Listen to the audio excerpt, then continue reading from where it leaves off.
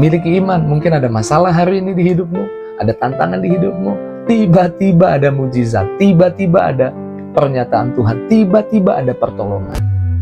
It is the time for morning with the word. Puji Tuhan, selamat pagi, bergabung lagi di Morning with the Word. Pagi ini kembali Tuhan pasti lawat kita, Tuhan pasti kasih kekuatan baru buat kita. Tuhan pasti kembali mengingatkan kita, menyemangati kita lewat firman-Nya. Dan pagi ini kita mau meresponnya dengan membuka hati buat firman Tuhan. Meluangkan waktu untuk dengar firman Tuhan.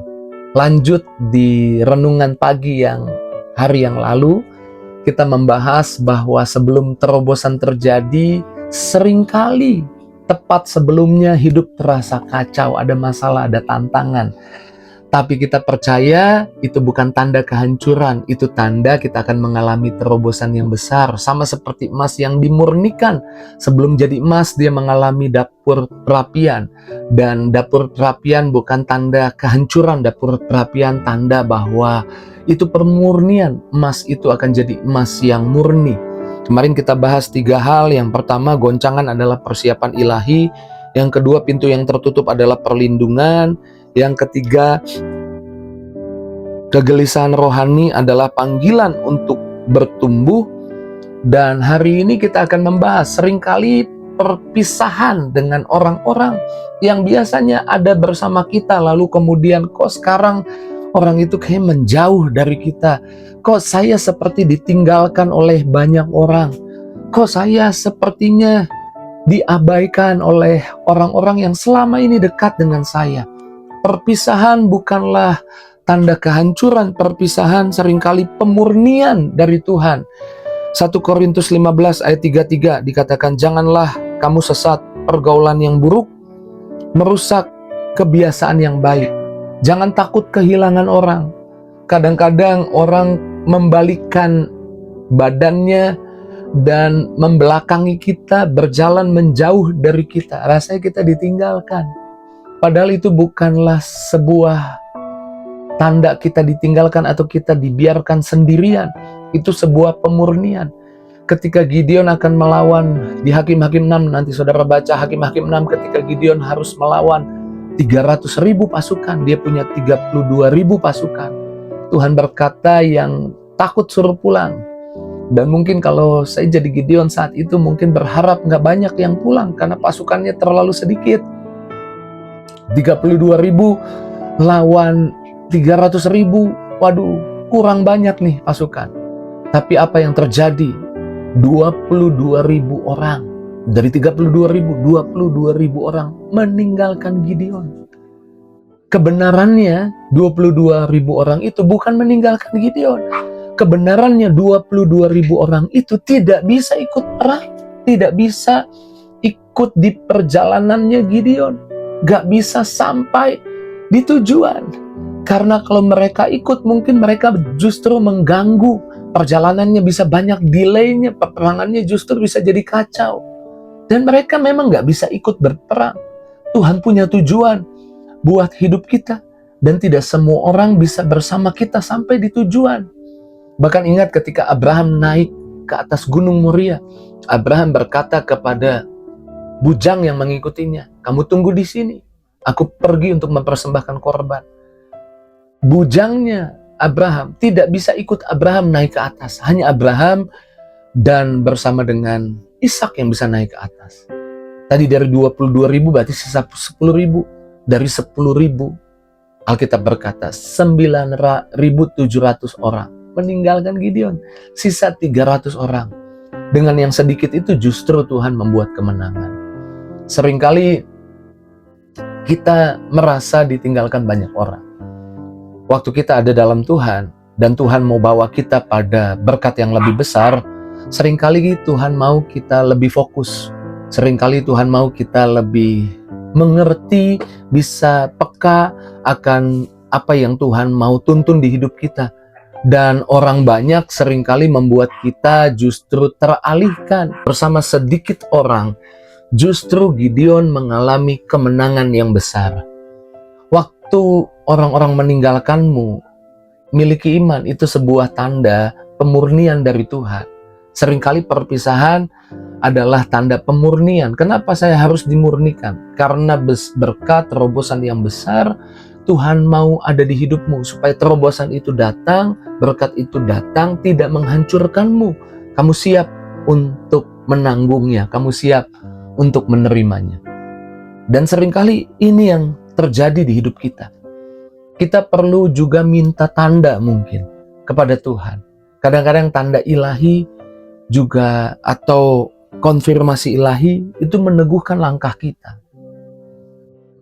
Amsal 12 ayat 15 dikatakan jalan orang bodoh lurus dalam pandangannya sendiri. Tetapi siapa mendengarkan nasihat ia bijak.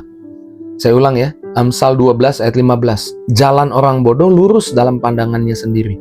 Tetapi siapa mendengarkan nasihat ia bijak. Tuhan tidak akan membiarkanmu kebingungan melangkah. Dan Tuhan ingin kamu tetap berkomunikasi dengannya, minta arahannya, datang pada Tuhan. Seringkali konfirmasi ilahi itu meneguhkan langkah kita, untuk kita terus melangkah. Contohnya Gideon tadi dalam peperangan. Dengan 300 orang itu mungkin dia bingung apakah bisa menang atau tidak. Dan kalau saudara baca di Hakim-Hakim 6 ayat 36 sampai 40, Gideon di sana minta tanda kepada Tuhan. Dia bentangkan domba, kulit domba, bulu domba, dia bentangkan dan dia bilang sama Tuhan, Tuhan, jika Engkau menyertai langkahku, jika Engkau beri kemenangan, biarlah ada embun, tapi nggak di tanah, tapi di atas bulu domba itu. Dan terjadi tanda itu buat Gideon. Dan itu sebuah konfirmasi untuk dia terus melangkah. Mungkin hari ini engkau sedang bingung, sedang tidak tahu, kehilangan arah, harus pergi kemana. Kebingungan bukanlah tanda Tuhan meninggalkanmu. Kebingungan adalah tanda untuk engkau bisa menerima konfirmasi ilahi. Bisa datang pada Tuhan dan Tuhan mengkonfirmasi apa yang harus engkau buat. Jadi seringkali memang ketika ada terobosan besar, tepat sebelumnya ada kekacauan, ada kebingungan, ada orang yang meninggalkan. Jadi kita ketika hal itu terjadi pada kita, itu tidak membuat kita mundur hari ini. Itu membuat kita yakin kita semakin dekat dengan jawaban doa. Lalu seringkali iman diuji sebelum terobosan datang. 2 Korintus 5 ayat 7, sebab hidup kami ini adalah hidup karena percaya, bukan karena melihat. Kalau imanmu sedang diuji, jangan menyerah. Itu bukti Tuhan sedang melatih otot rohanimu untuk menanggung berkat yang jauh lebih besar. Alkitab berkata hidup kami bukan karena melihat, tapi karena percaya. Walaupun belum lihat jawaban doa. Walaupun sepertinya yang terjadi di hidup kita bertentangan dengan apa yang Tuhan janjikan. Pilihlah percaya. Daud diurapi jadi raja. 1 Samuel 16. 1 Samuel 17, Daud mengalahkan Goliat. Setelah itu 1 Samuel 18, 19, 20, terus sampai 1 Samuel 30. Daud tidak berhenti dikejar-kejar oleh Saul. Daud tidak berhenti mengalami hal-hal yang tidak menyenangkan bagi dirinya, tidak nyaman bagi dirinya. Tapi itu adalah sebuah proses iman buat Daud. Tuhan sedang mempersiapkan Daud untuk naik tahta. Tapi dia mengalami apa yang dia lihat tidak seperti yang dijanjikan. Tapi itu bukan akhir. Dan kita tahu pada akhirnya Saul mati dan Daud memerintah. Tuhan punya waktu yang tepat untuk jawab doa. Ketika masalah datang, seringkali itu adalah ujian iman untuk kita dipersiapkan menerima terobosan yang besar. Lalu saya mencatat di bagian terakhir, kesempatan ilahi seringkali datang tiba-tiba. Jadi miliki iman, walaupun hari ini rasanya semuanya kacau. Tiba-tiba ada terobosan, tiba-tiba ada mujizat. Yesaya 43 ayat 19, lihat aku hendak membuat sesuatu yang baru, yang sekarang sudah tumbuh, belumkah engkau mengetahuinya?